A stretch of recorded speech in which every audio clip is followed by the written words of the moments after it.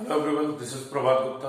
आज हम डिस्कस करेंगे एक important topic, potentiometer, that is from the class 12 chapter number 3 current electricity. देखिए, पोटेंशियोमीटर का प्रिंसिपल के लिए आपको हमारी पुरानी वीडियो को देखना पड़ेगा। वहां पर हमने इसके प्रिंसिपल को डिस्कस किया था। बेसिकली क्या है, पोटेंशियोमीटर में हम लोग क्या करते हैं,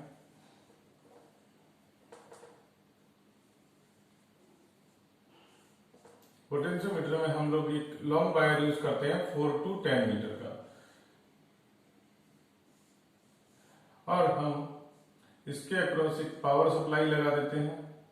ये हमारा ऑन ऑफ स्विच हो गया, की जिसे बोलते हैं, और हम एक वेरिएबल रेजिस्टेंस लगा देते हैं। This variable resistance is used to maintain the current through the potentiometer wire. हम यहाँ पर पोटेंशियोमीटर वायर के थ्रू करंट को कांस्टेंट रखना चाहते हैं। ठीक है, purpose of this is to measure the unknown EMF of the cell. This is the unknown EMF, और हमने यहाँ पर इसको गैल्वेनोमीटर के नेगेटिव टर्मिनल से कनेक्ट किया है, और मान लीजिए ये लेंथ एल रीड करता है। This length is AG, jockey है यहाँ पर, दिस इज जॉकी।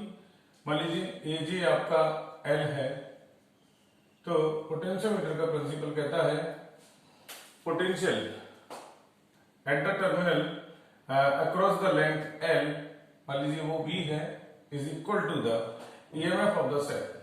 जब ये दोनों इक्वल हो जाएंगे तो पोटेंशियल डिफरेंस नहीं होगा और गैल्वेनोमीटर में करंट जीरो होगी। इस पोजीशन पर हम जो भी पोटेंशियल इस लेंथ के अकॉर्डिंग होगा, मान लीजिए वो पोटेंशियल था हमारा K इंटू एल, हमने यहां पर K बोला था पोटेंशियल ग्रेडियंट।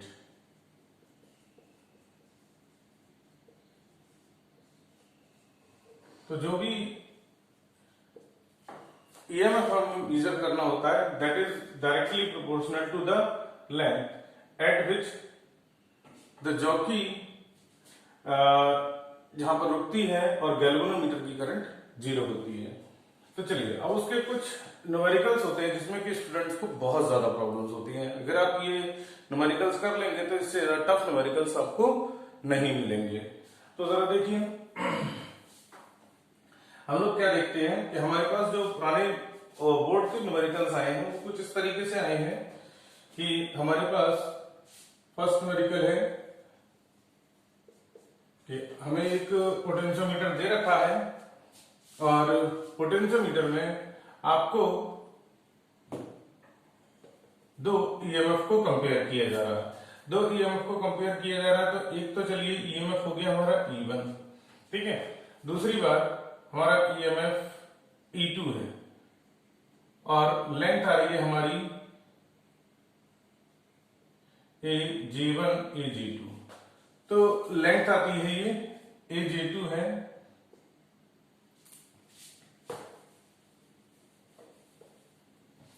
AG1 है L1, AG2 है L2। ओके, अब हमें यहां पर ईएमएफ को कंपेयर करना होता है। तो ईएमएफ को बहुत इजीली कंपेयर किया जा सकता है। E1 जो ईएमएफ है that is directly proportional to the length. जो लेंथ है उसी का डायरेक्टली प्रोपोर्शनल है, तो E1 is proportional to L1 and E2 नई लेंथ आ गई आपकी L2। E2 is directly proportional to L2। इन दोनों को डिवाइड कीजिए, E1 upon E2 is equals to L1 upon L2। यहां पर कोई भी न्यूमेरिक वैल्यू आपको दी जा सकती है और आप ये रेशियो निकाल सकते हैं। फॉर एग्जाम्पल, अगर हमें L1 दे रखा है, if L1 is equals to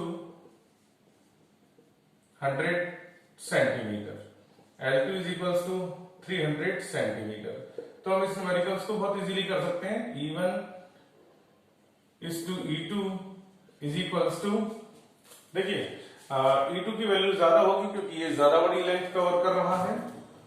so E1 is to E2 is equals to 1 is to 3।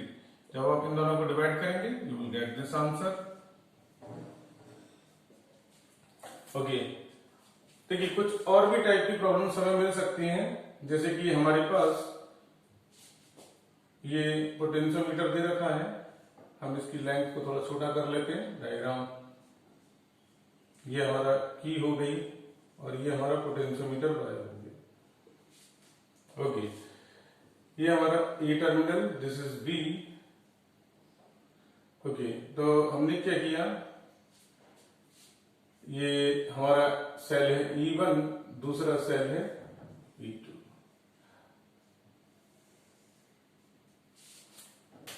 एक बार हमने ये दोनों सेल्स आपस में सीरीज में तो कनेक्ट किए हैं, बट फेज अपोजिशन दोनों में देखिए प्लस माइनस माइनस प्लस, अगर प्लस माइनस होता तो ये दोनों सीरीज मतलब दोनों के बीच में जो फेज डिफरेंस होता वो 0 होता, और यहां पर ये क्या है, फेज अपोजिशन में है। ठीक, तो मान लीजिए पहले केस में हमारे पास जो लेंथ दे रखी है that is given to you L1। Okay, ये गिवन है हमारे पास। दूसरे केस में हमें ये दे रखा है कि हमने इन दोनों सेल्स को इन सीरीज कनेक्शन में कनेक्ट कर दिया है। तो देखिए उस केस में यहां पर हमारा चेंज हो जाएगा, ये रहा हमारा, ये हमारा गैल्वेनोमीटर लगा दीजिए। ठीक, यहां से क्या होगा, यहां से हम दूसरा कनेक्शन कर सकते हैं, ये हमारा दूसरी लेंथ आ गई। अभी भी ये E1 और E2 है, लाइक दिस क्वेश्चन। तो यहां पर क्या है, जब ये दोनों फेज अपोजिशन में है तो इक्वेशन बनेगी E1 minus E2 is equals to KL1। जब ये दोनों एक मतलब सीरीज में ही है और एक दूसरे फेज डिफरेंस 0 है, तो यहां पर जो लेंथ आ रही है मान लीजिए वो L2 आती है, तो हम इन दोनों को सॉल्व करके देखिए दो इक्वेशन, दो अननोन, आप इजीली यहां से E1 और E2 की वैल्यूज निकाल सकते हैं। सपोज कीजिए इफ वही चीज L1 is equals to 100 and L2 is equals to 300, तो हम इसको सॉल्व कर सकते हैं। E1 minus E2 is equals to 100K, E1 plus E2 is equals to 300K, दोनों को ऐड कर दिया। 2E1 is equals to 400K, तो E1 इज इक्वल्स टू हो गया 200K। ओके, यही वैल्यू आप क्या करिए, किसी भी इक्वेशन में पुट कर दीजिए, तो आपका E2 आ जाएगा 300K माइनस 200K फ्रॉम 2, इसे लिख लीजिए 1, इसे लिखिए 2, है ना, 200K। देखिए E1 plus E2 is equals to 300K, E2 is equals to 300K minus E1, तो ये आ गया आपका 100K, E2 is equals to 100K। Okay, अब आप क्या कर सकते हैं, देखिए E1 आपको आ गया, E2 आपको आ गया, तो आप क्या करेंगे, यहां पर E1 अपन E2 की वैल्यूज निकाल सकते हैं। तो E1 अपन E2 हो गया 100K अपॉन 200K, दोनों को डिवाइड किया, E1 इज टू E2 आ गया आपका 1:2। ओके, तो देखिए प्रॉब्लम्स काफी इजी होती हैं, बस ये है कि कॉन्सेप्ट आपके दिमाग में होना चाहिए। तो देखिए 2 प्रॉब्लम्स हो गई, इसके अलावा और भी टाइप की प्रॉब्लम्स होती हैं जो कि आपके बोर्ड में आ चुकी हैं। तो देखिए एक प्रॉब्लम इस टाइप की भी आपको मिल जाएंगी कि आपके पास ये एक EMF दे रखा है सेल का, दैट इज 5 वोल्ट, ये हमारी बेसिकली सप्लाई है, और ये रेजिस्टेंस है, एक्सटर्नल रेजिस्टेंस जो हमने यहां पर लगाया है,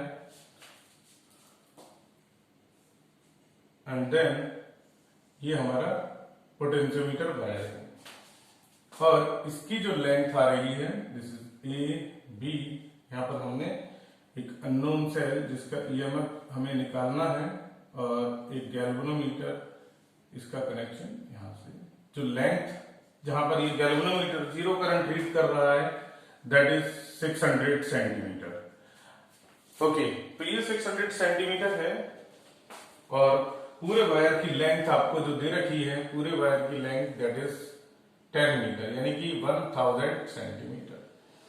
और भी कुछ दे रखा है, हाँ 20 ओम रेजिस्टेंस दे रखा है।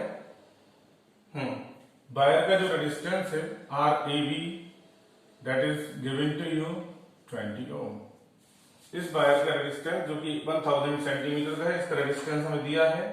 और भी कुछ दे रखा है क्या, 5 वोल्ट की बैटरी है ये ऊपर और EMF है, हमें E की वैल्यूज निकालनी है।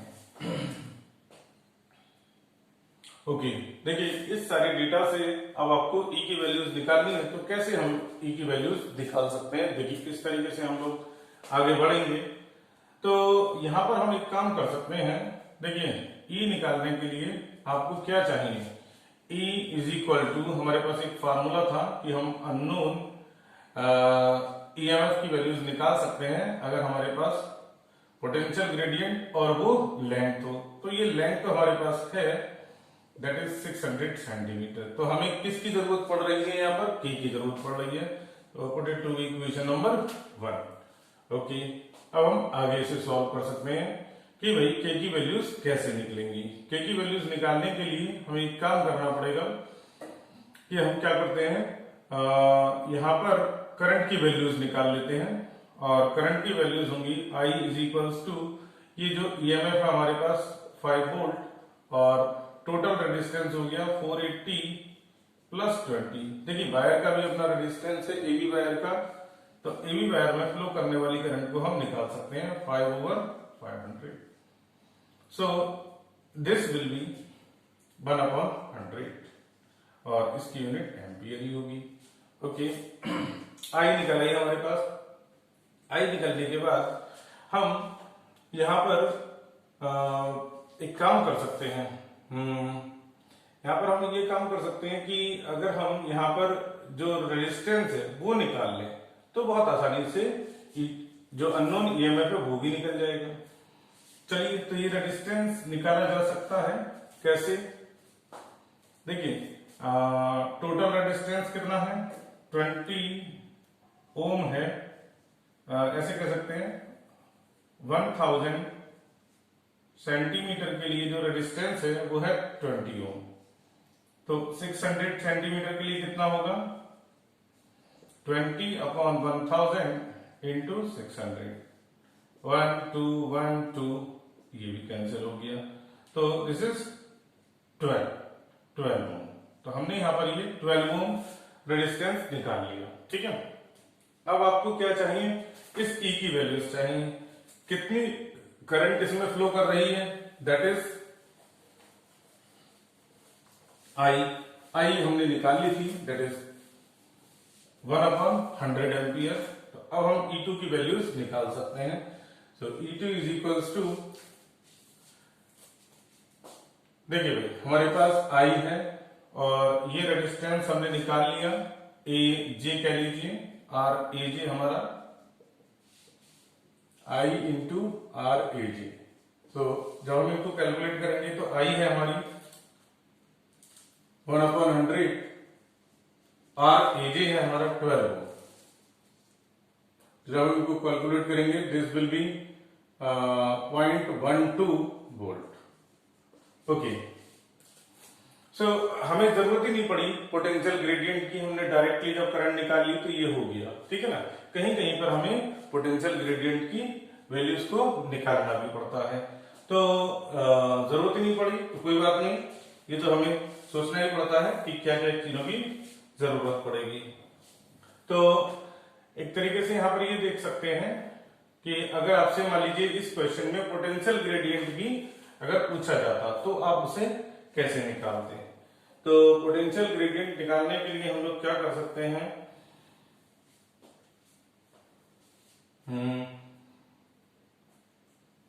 पोटेंशियल ग्रेडियंट निकालने के लिए हम एक काम कर सकते हैं, K is equals to B/L करके यूज कर सकते हैं।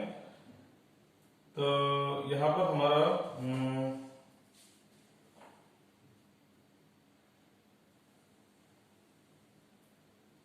0.12 आ गया और ठीक है। तो K is equals to E2 हमारा ये आ गया। E2 के करस्पॉन्डिंग जो लेंथ है वो 600 है, तो हम इसकी वैल्यूज निकाल सकते हैं। E2 upon 600, so this will be 0.12 upon 600। इसको डिवाइड कर लीजिए तो ये आ जाएगा